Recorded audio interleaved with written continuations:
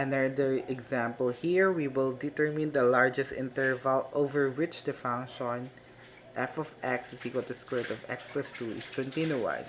Now, this is a square root function. Now, we know that in a square root function, it is only continuous from 0 to infinity. So we will just use whatever is inside the radical sign, and we will use the equation of inequality in which the x plus 2 must be greater or equal to 0, consistent to the same principle here, which is the square root is continuous from 0 to infinity. So we will start at 0 and beyond. So x plus 2 is greater or equal to 0. So our x here is greater or equal to negative 2. So this is the answer. Our x is an element of interval from negative 2 to positive infinity.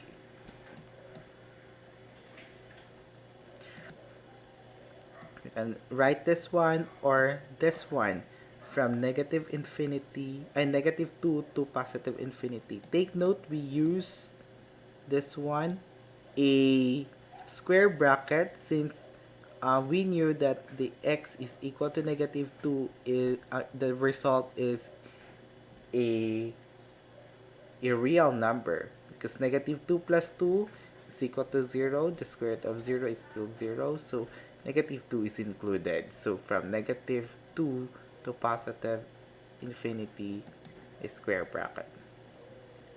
So we can verify that here on a graph of the function. So we started at exactly x is equal to negative 2 to infinity. And we can see that whatever the value is less than negative 2, there is no existing graph here. So the function is discontinuous at x lesser than negative 2. Okay, so another example. We will determine again the largest interval of which the function cube root of x plus 2 is continuous.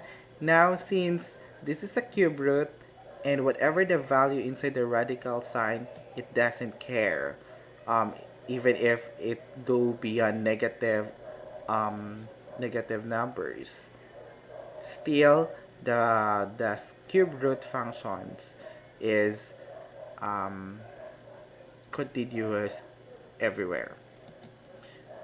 This is the thing that we should remember, that unlike the square root function here, if our function, the end root of x, if our n is an odd number, we should treat our function continuous for all numbers. So it means that the answer that it is continuous for all values of x, which is an element of all real numbers, or from negative infinity to positive infinity. That's the largest interval over which the cube root function is concerned